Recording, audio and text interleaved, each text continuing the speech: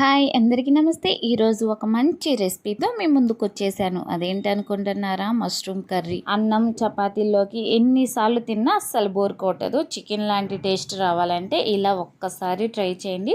చాలా అంటే చాలా బాగుంటుంది. ప్రోటీన్ ఎక్కువగా ఉండే ఈ మష్రూమ్ కర్రీని ఎలా ప్రిపేర్ చేయాలో చూద్దాం రండి. ముందుగా మన ఛానల్ని చూస్తున్న వాళ్ళు మన ఛానల్ని తప్పకుండా సబ్స్క్రైబ్ చేయటం అస్సలు మర్చిపోకండి.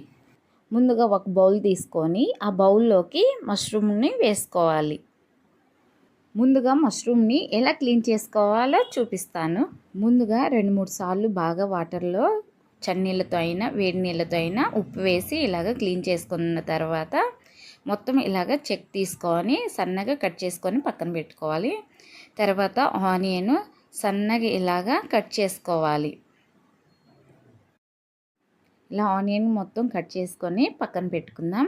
తర్వాత 3 కానీ 4 టమోటాలని తీసుకొని కట్ చేసుకోవాలి. మనం గ్రేవీ కోసం కాబట్టి ఇలాగ ఈ సైజులో కట్ చేసుకుంటే సరిపోతుంది. తర్వాత 2 పచ్చిమిర్చి తీసుకొని పొడుగ్గా కట్ చేసుకోవాలి. ఒక మిక్సీ జార్ని తీసుకొని టమోటాని కట్ చేసుకున్నవి అందులో వేసుకోవాలి. తర్వాత 3 కానీ 4 చిన్నులపాయలను వేసుకోవాలి. వేసి మిక్సీ పట్టుకుందాం. తర్వాత ఒక మందపాటి కడాయి తీసుకొని అందులో 2 స్పూన్స్ వరకు ఆయిల్ వేసి ఆయిల్ హీట్ అయిన తర్వాత మనం సన్నగా కట్ చేసుకున్న ఆనియన్ వేసుకోవాలి. ఆనియన్ ఈ సైజులో సన్నగా కట్ చేసుకుంటే మనకి మష్రూమ్ కర్రీ గ్రేవీ చాలా బాగా వస్తుంది. ఆనియన్ 2 నిమిషాల పాటు బాగా ఫ్రై చేసుకోవాలి. తర్వాత పొడుగ్గా కట్ చేసుకున్న పచ్చిమిర్చి వేసి కలపాలి. అలానే కరివేపాకు వేసుకుందాం. కరివేపాకు వేసిన తర్వాత అల్లం వెల్లుల్లి పేస్ట్ 1 స్పూన్ వరకు వేసుకోవాలి. వేసిన తర్వాత మొత్తం బాగా ఫ్రై చేసుకోవాలి. అల్లం వెల్లుల్లి పేస్ట్ బాగా ఫ్రై చేసుకోవాలి. మనం ముందుగా మిక్సీ పట్టుకున్న టమోటా పేస్ట్ని అందులో వేసుకుందాం. వేసి మొత్తం బాగా కలుపుకోవాలి. 5 నిమిషాల పాటు ఆ పేస్ట్ని బాగా ఫ్రై చేసుకుందాం. అందులో 2 స్పూన్ల వరకు కారం, 1 స్పూన్ పసుపు, రుచికి సరిపోయినంత salt, 1 spoon garam masala powder, ఇంట్లోనే ప్రిపేర్ చేసుకున్న గరం మసాలా పౌడర్ని యూస్ చేసుకున్నాను. ఇలా మొత్తం వేసిన తర్వాత బాగా కలుపుకోవాలి. ఇది కూడా 2 నిమిషాల పాటు ఫ్రై చేసుకుందాం సన్నటి సెగ మీద పెట్టి.